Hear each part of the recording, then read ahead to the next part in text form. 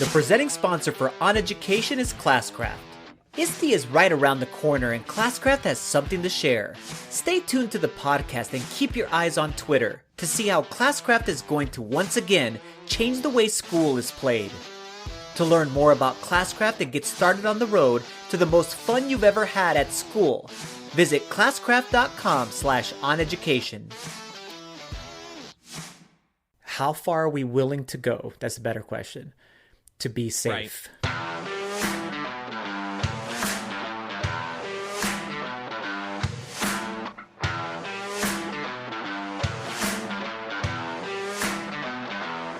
Welcome to OnEducation. I'm Mike Washburn. And I'm Glen Irvin. Friends, we have an awesome pod for you today. We will debate whether having a beautiful school helps student learning. We will also discuss the privacy issues with security systems at school, and whether we are overemphasizing the push to get our students into computer science degrees. Glenn? Yes? Are the Raptors going to win the NBA Finals? It looks like that way. I mean, 3-1. That would be a crazy comeback. I've only seen it happen actually once. The Boston Red Sox. The Raptors are going to win the NBA Finals. But if they don't, wouldn't that be the biggest collapse ever known to man? So now the pressure is back on the Raptors. I actually think they will end up winning it. Probably this next game. The Warriors, my goodness. I can honestly say I didn't watch any games at all this year that had the Warriors on there. So when I saw them playing, I'm like, my goodness, they're like a different version, a shadow of what they used to be. And they definitely don't look like themselves. Even Steph Curry, he looks like something's wrong with him or something, or maybe it's just finally all caught up with him. He did get 47 points though in Game 3. Yeah, but I mean, he's trying to make up for the loss of Clay not even playing. So yeah, no, I mean they definitely look like they're gonna win now, and I don't know. That was one of the ugliest games I've ever seen. I mean, it was horrible. Oh, you're talking about this last game. Yeah. This game that would have been Game 4. If anybody's keeping up with the things, it's probably one of the ugliest games of basketball I've ever seen. And like I told you, I coached certainly the first half. Yeah, no, I mean, I think the worst. I just think that it looks really, really, really disorganized. Not like the Warriors of the past, where I saw a lot of ball movement and a lot of free-flowing offense. And maybe that's because of the loss of Kevin Durant, and who knows what it actually is due to. But the Raptors definitely look like they're going to get that NBA championship for you guys. And it probably will happen by this next episode. It's more than likely going to end up happening for the next episode. So you and the Canadians can all celebrate and be pumped. Your first, would that be your first? The Blue Jays won, right? Didn't the Blue Jays win a championship? Yeah. It wouldn't be our first professional sports championship. Yeah, and then obviously the Jays won back to back. Maple Leafs too have won the NHL. Okay, yep. Not in a while, but yeah. Yeah, but at one point or another. So the first NBA championship. So yeah, big deal. Someone's gonna be a little bit richer. Yeah, you should have bet me more, man. If I were you, I would have. I mean, I thought that was a lock. Yeah, I thought it was definitely a lock, and I was wrong. So I don't know what to think of this, but I'm just going to take it for what it is and be pretty damn happy about it. This list, this EdTech magazine, top 30 influencers in K-12 education. And listen, we're on it. We're on it, man. Have we arrived? I don't know. I don't know what to think of it either, but anytime we get any kind of press, and it's unsolicited press, I actually went back because I'm interested. Not only does this list have some, really amazing people on it. Jennifer Gonzalez, Alice Keeler, our main man, Michael Bonner, is on this list. And you know what? They really don't do it justice. I don't really like the part where they put about Michael Bonner. They could have put the link to the Ellen video, what he's actually done for youth, what his message is, and instead it's just like this little blurb. Bonner got a bit of a raw deal on this. Whoever put this together really just had to search for about 2 minutes and find a million things about Michael Bonner that are super inspirational to other people. Now, our part is just taken directly from our webpage, and it's I would also say they could have gotten our names right. Yeah. Like yeah. our whatever. Yeah, Anyways. yeah. No, I mean, it seemed like it was thrown together, but I did go back and look at previous years. Okay. They wrote this in a different way. It was more like blog posts that you should follow. And the previous year was the 50 most influential educational blogs you should be following. And I mean, they had George Couros on there and a whole bunch of other people that we know. So they are picking who I would say are like for real legit people, And so I guess I'll take the honor. It's okay. Yeah. I was talking to someone in a Twitter DM this morning, and I just said to her, listen, we're gonna take it. We're gonna be happy about it. I don't know whether if it's fluff or if it means anything, but it was nice to be, like you said, anytime you're recognized by anyone wombat, I didn't even know that this existed until someone shared it with me. Yes. Jen Womble from FETC. I got it from her, and she was like, "You're on this." Did she tell me, or she just tweeted about it, and it was like, "Oh my God, we're on this." I saw her in the picture that they have in like that header picture. Yes. Our logo was on there, and I'm like, "What the hell's our logo doing there?" I mean, I was surprised. That was our picture. Anyways, that's funny too. I like that. Right. The picture of me and Mike is our logo, which is cool. I'm totally cool with that. And you could misspell OnEducation and call it OneEducation, and it still has the link to our podcast though. So come and listen to us. Right. So we'll take it. We're happy for it. It's a good honor, and we're pretty. Listen, we're working our butts off. We're doing a lot.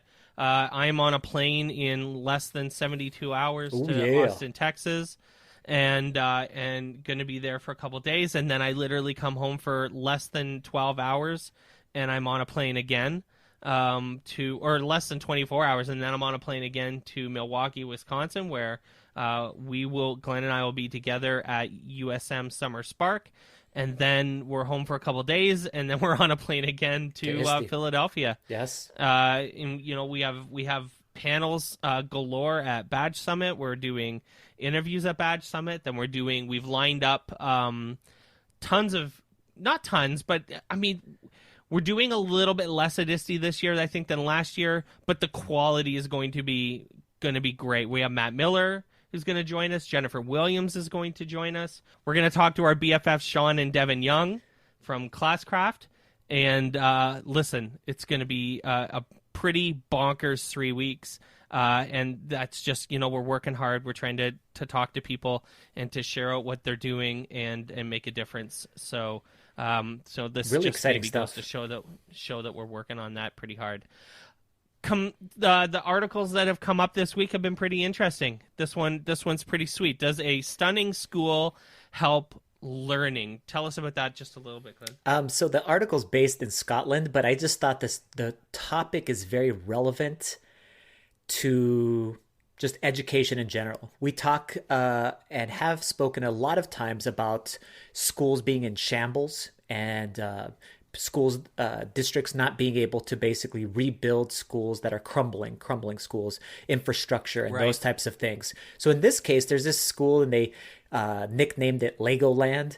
It definitely is an architectural wonder of the world. As beautiful. You'll want to take a look at it. Click our link in our show notes, because not only is the outside of the school stunning, the inside of the school is just phenomenal. It's beautiful. The thing I could notice right away about it is that it feels spacious. You can see flexible seating for the students, all kinds of different things that they're working on.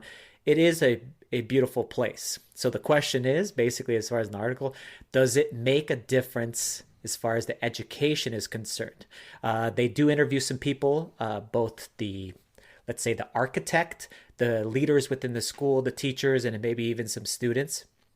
And they all are positively responding to this. But I would say, of course you are. You're like, this is the place where you're working at and the place where you learn at, and you're going to say positive things about it because you're there. So the question is having a really stunning, beautiful place going to affect the outcomes, the student learning? The answer is obviously yes. The answer is obviously yes. Even if it's marginal, the answer is yes. I mean, if you are working in a nice, clean, safe, comfortable environment, the learning and the opportunities to learn will be better. I mean, it's not a... You just said clean, safe, comfortable. This place is like ridiculously expensive, extravagant, luxurious. It's not just clean and safe.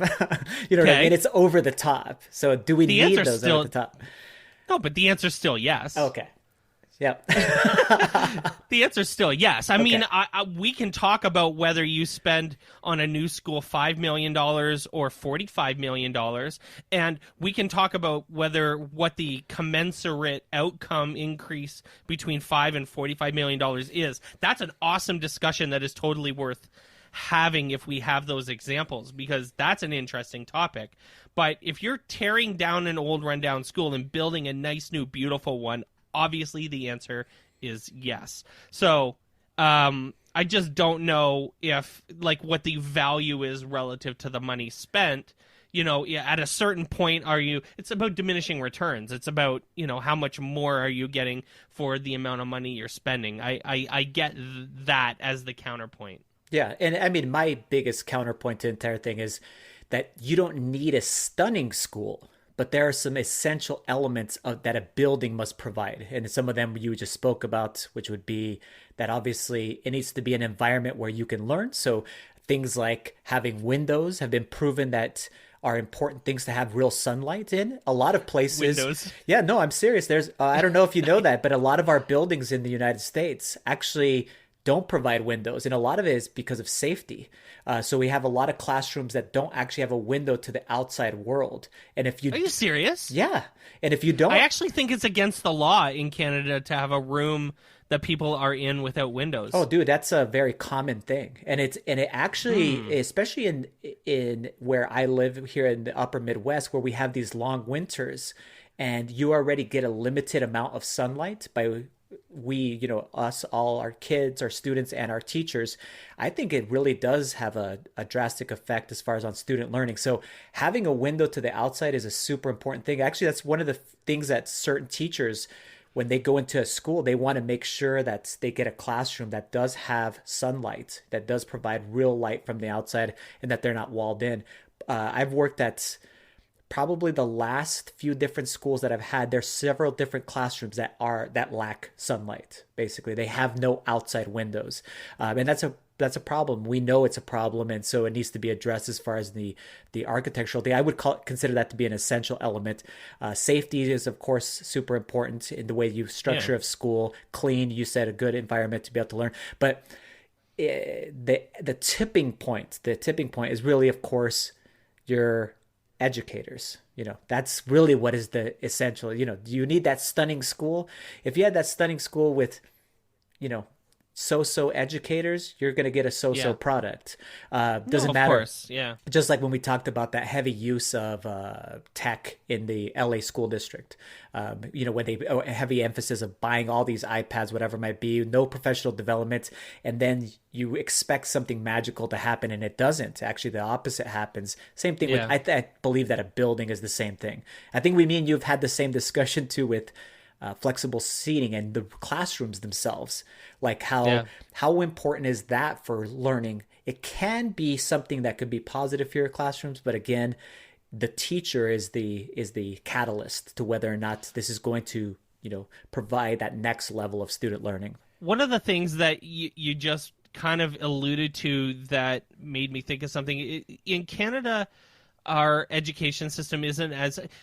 So I'm going to frame this actually the other way. In the United States, the education system runs in a lot more of a market economy type fashion, in the sense that there's a lot more mobility for teachers between boards, between school districts. People move entirely across the country just kind of like that. Yes. That doesn't happen hardly ever in Canada. When you're with a school district, you're there almost virtually your entire life. There's hardly any mobility. It's not involuntary, but intentionally unmobile. Like, people don't move on purpose, right? They may move schools, but they don't generally move within districts.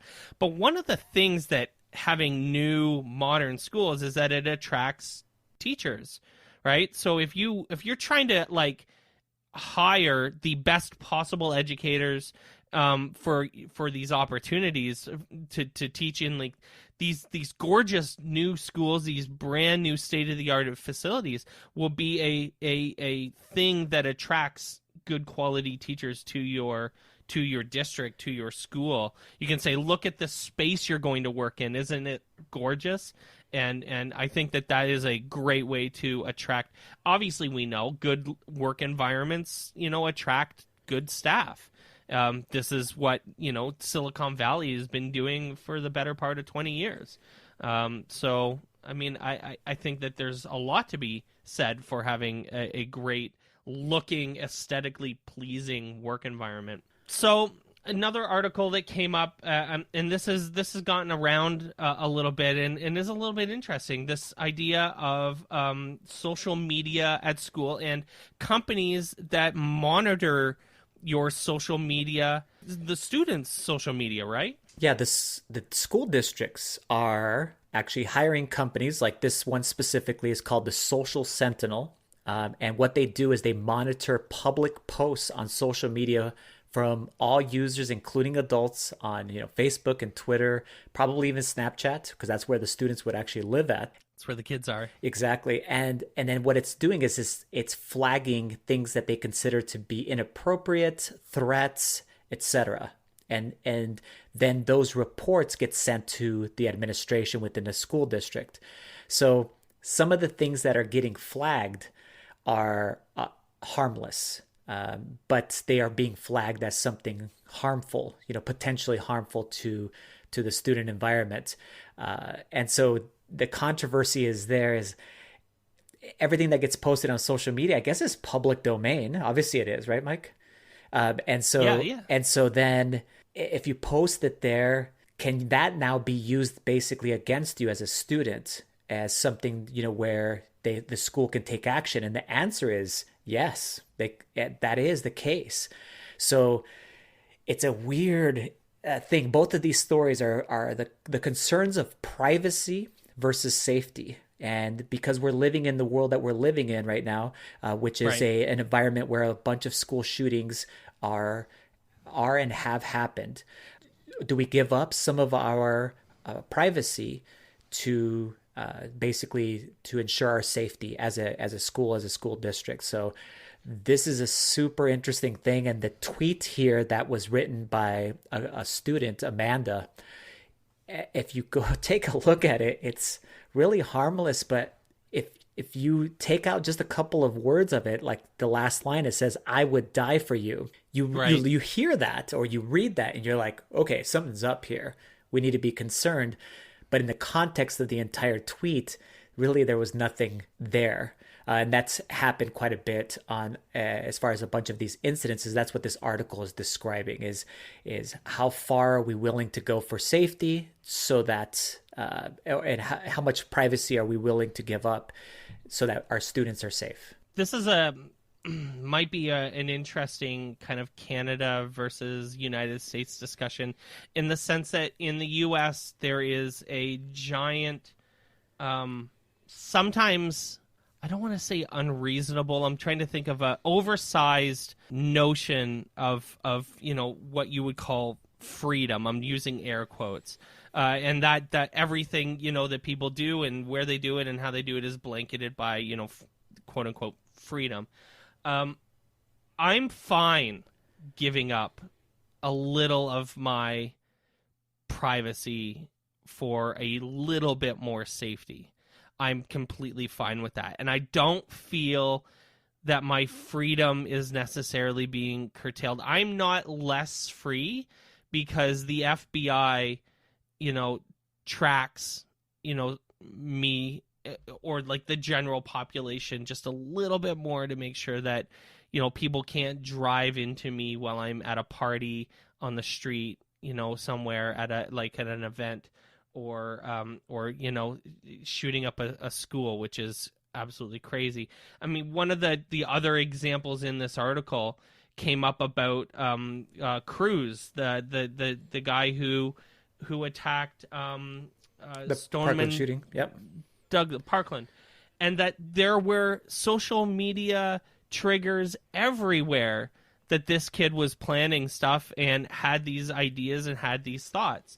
So, I can understand why you would say, listen, if we had this Sentinel program running at Parkland, they may have been able to see, at least it could have been flagged by Social Sentinel what was going on, and it could have been possibly prevented. Now, don't get me wrong. I think that the source of prevention shouldn't be at tracking people's social media. We got to, there's conversations about guns and mental health that have to come way before whether we're spying on people in social media. Yes. Right? So don't misunderstand me, but I'm saying that because you don't monitor your guns and you aren't really putting money into healthcare for mental health related to violence, I mean, let's do something, for God's sake. And maybe this is just one of those small things.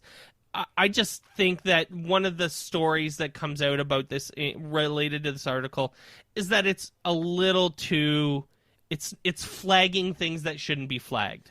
Right, like this tweet from this student Amanda, where now things are being blown out of proportion that aren't anything at all, and probably being looked at by 50 or 60-year-old dudes who just don't have any context about what it's like to live in be in a school environment and know what students are doing and thinking and saying and how they act and how they talk to each other. And I mean, I'm going on a little bit here, but there's some really interesting things that are just popping into my head constantly about this. But one of the classic responses now to when you see something on Twitter is this quote unquote, I'm dead or I'm dying, right? People say that all the time, right? Yeah, for sure. And there's tons of memes. I mean, if you typed that, which is totally innocuous, it's nothing. Right? It's literally just saying, this is great, and I'm laughing so hard, I'm dying. I'm crying, I'm losing it. It's so funny. But that could be easily blown out of proportion by something like this Social Sentinel. And now you have to go to the office, and you have to spend time with the principal, and maybe go to the counselor, and have a meeting with your parents, and oh my God, just because you said, oh, I'm dying on Twitter, right? So I can see how this could easily be blown out of proportion. Yeah, and I mean, the biggest conversation that's going to happen from this is basically the continuing trend towards, the Big Brother theme. Basically, How far are we willing to go? That's a better question, to be safe. Right. And basically, how much of our privacy are we willing to give up to feel, again, using your air quotes, safe? And that is going to be a big question, both now we talk about in schools, because the next topic is about within the school itself, but this is on social media too. So basically, we got to inform our students that not only do you have to be smart about what you post on social media, which is super important, obviously, but just understand that it's not just your friends or just random people on the outside that are looking at your accounts. In this case, it's a company that's looking and seeing if anything that you write is inappropriate, threatening, harassment, etc. And so Big Brother is watching. It's an interesting conversation, and I actually want to go ahead and bring on some guests to talk more about this, like whether or not we're at that tipping point and how far should we be willing to go ahead and go. I mean, and it can get next level, like this New York district in Western New York that is launching a facial recognition system. I mean, I'm not sure where my line is, but holy crap, this is pretty legit, right? I mean, this is when you read articles about China and about like the authoritarianism and the police state and stuff like that. Almost all of them now reference China's unprecedented facial recognition system that is basically just everywhere. Yes. Tracking every single person all of the time. And, I don't know where my personal line is, because this world is changing so much and this stuff is just starting to come up and I haven't had a chance to wrap my head around it. But, what would you how would you feel if you walked into your school in the morning? You come through the front doors, and the first thing you have to do every morning is just turn your head towards a camera and get them to get a little snappy of your face, do a selfie a little bit, and then go on your day. But I mean, now they're tracking, everything all the time. And how would you feel about having your face all over the place? I know. And then the biggest thing too, Mike, is how can we actually trust these companies, to keep our data private? And what we're talking about is, in this case, our data is our actual faces. How can that now be, or that it's safe from other people, that it won't get hacked and then used for some other type of purpose? And that's the scary part of all of this stuff is we are giving up some of our freedoms. In this case too, is if you walk up to a door, it's scanning your face. It recognizes that face is Glen Irvin, associated with this specific social security number, this date of birth, and then all of the things on down the line. And so is that just the reality, or should we be putting like, hey, let's put the brakes on this, and we don't want to go down that path, of that Tom Cruise movie where he's walking down the thing and all the ads are targeting him, as we had talked about before, and they're recognizing him because it's his face, or whatever it might be, or the ocular technology. So it's crazy. I mean, it's crazy because it's here, it's now, and it's actually being proposed within this specific school district. So that means it's coming to all of us. Let me tell you, if I even hear a sniff from this district about complaining about not having access to things like Chromebooks or resources or iPads or other technology tools, I'm going to freaking lose it, because the money that they're using for this was given to them by a grant from the state of New York that you had to apply to, but it was for districts to pay for technology and education. And they were also allowed to use it for security. Yeah, a lot of school districts they said, hey, instead of buying Chromebooks for our kids, you could probably fund it, because your districts are fairly small. And I have no idea how small this district is. But, I mean, if it was like 3 or 4 elementary schools and 1 or 2 high schools, I bet you could do a 1-to-1 Chromebook program for the whole district for the amount of money that this nonsense costs. Yeah, but it's being demanded though by the communities. The communities see this. They see these kind of things in media, which it's happening right now. We all know that we've talked about it, whatever it might be, and so the companies then sell a product to solve that problem, which, in the end, we've had the discussion, is that really where the root of the problem is? Probably not. We're talking about mental health and then some sort of gun reform. Those are the first 2 things that should be taken care of. And then, of course, we should have safety within our schools, safety systems. This might be the next level, the next, taking it too far. So speaking of, things that are uncertain, our politics, our environment, and obviously now our safety and the future of work. So many things are uncertain about our future. When we come back, we'll talk about whether we're doing it wrong. Should we be putting so much focus into computer science and coding specifically? So stay tuned. Do you have plans to attend the ISTE conference this summer? Come one day early and participate in the Best Hidden Gem conference in the United States. Badge Summit 2019 will take place on the Temple University campus in Philadelphia, Pennsylvania on June 22nd. There will be lots of wicked smart educators to collaborate with on topics such as digital badges, credentials, gamification, and more. To learn more about Badge Summit, simply visit bit.ly/Badge Summit. All right, welcome back to the podcast, everyone. A couple weeks ago, there was a pretty interesting article up on Vox that was flagged to us. Mark Cuban, billionaire extraordinaire, owner of the Dallas Mavericks, and well-known opinionist, I could say. TV personality. Yeah. Had a pretty solid hot take on the value of computer science, saying that he thinks computer science degrees and coders, quote unquote coders, will their value will diminish over time. Pretty interesting article, eh? Yeah, big time interesting. And he actually went on to say that 20 years from now, so that's not actually that far. So we have our elementary students right now. Lord. That'll be in the middle, the beginning of their career, let's call it, beginning sections of their career. That 20 years from now, if you are a coder, you might be out of a job.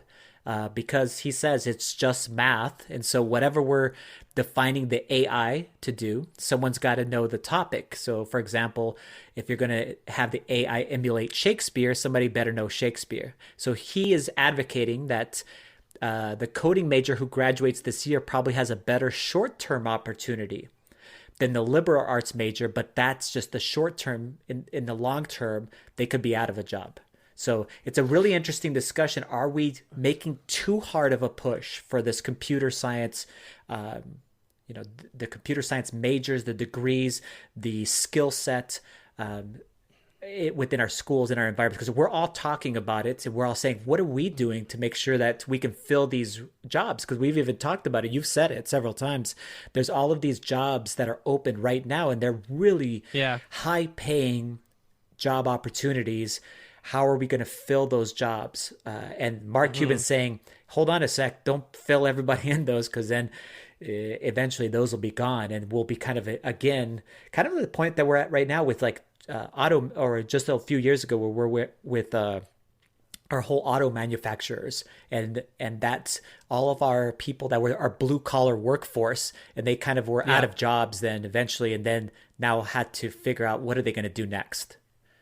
So I think what he's talking about specifically is people who all they do is write code or debug code, or are heavy into just like strictly coders.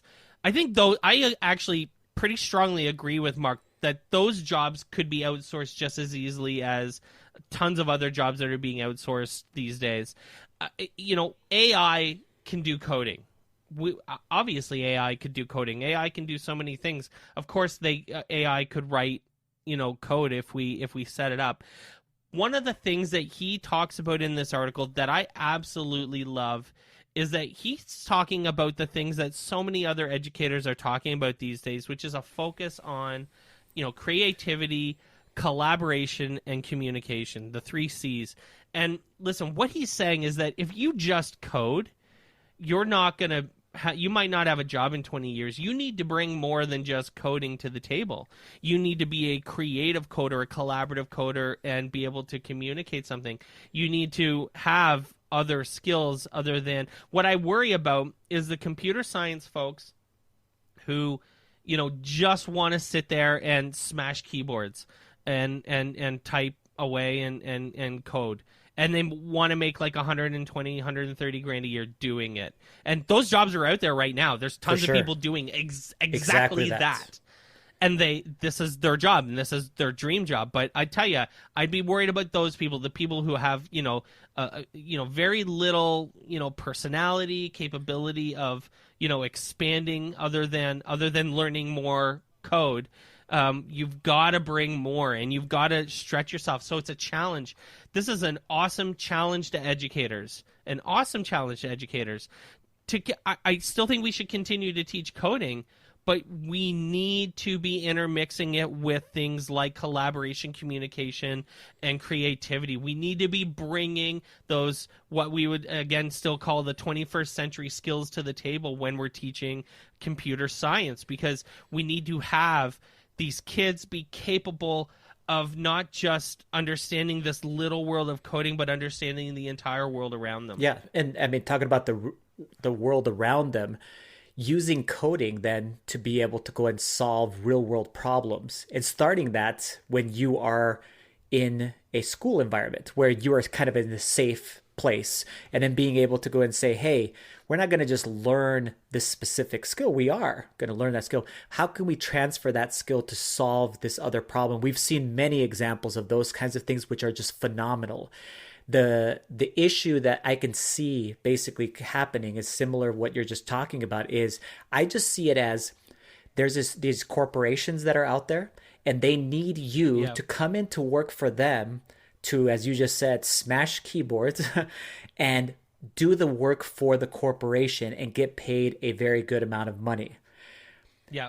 everything that you then do and create and do within that company itself is for that company. So what Mark Cuban is just saying, hey, just having that entrepreneurial spirit and being willing to go in and get out there and take risks and doing those kinds of things and create for yourself, and maybe even do it on the side, even that, and then eventually grow something out of it. That kind of trait, I want to call it, is amazing, and we need to go ahead and continue to foster that in schools. And he's a big advocate of that in general, just making sure that obviously with Shark Tank and all of the work that they do with schools and kids, it's not just about the show and promoting itself. It's about making sure that the United States and in Canada, we're basically giving our kids the opportunities and the skills to become these next entrepreneurs, to develop the next big things that will solve all of those world problems. And one of those skills is computer science. But as some other people were responding to me on Twitter, other skills there are things like the soft skills that we were just talking about. Ability to be able to speak different languages, and in a bunch of other things that you may learn in a liberal arts kind of environment too. Having a social studies degree opens up, the whole world and your perspective on other races, other cultures, other religions, other societies, and you start to think in a more global way about where you live and what you're doing. And when you have a global perspective about other people and where they come from, you can take that and bring that to a computer science degree then, and do really powerful, incredible things. And that's, I think, the real focus of what Mark is saying is that we need more than just people who type on keyboards and put brackets and ellipses and if this then that. We need people to be whole people that have a whole perspective on the world, and also a whole perspective on what they do as computer science people. And I think that we're at least I am, and the folks that we know are really working hard to do that. Unfortunately, our interview with John Spencer had to be postponed to a later show, but we are excited to speak with him about his new book, design thinking, and much, much more. Thanks so much for joining us, and have an awesome week. Thanks for listening to OnEducation. My name is Mike Washburn. My co-host is Glen Irvin. Want to get in touch with us? Check out our website at oneducationpodcast.com. You can tweet us at OnEducationPod. Glenn is at Irv Spanish on Twitter. I can be found on Twitter at Mr. Washburn. You can find us on Facebook by visiting facebook.com/OnEducationPod. We're also on Instagram at OnEducationPod. If you're enjoying the show and think others would too, we'd be thrilled if you shared it with them. Please leave us a rating or review in Apple Podcasts or on the Google Play Store. When you leave a rating, it gives our rankings a boost. This helps others discover the show. We want to thank our presenting sponsor, Classcraft, for supporting us. Check out classcraft.com/OnEducation to learn more about them. Thanks as always for listening. Stay awesome. See you soon.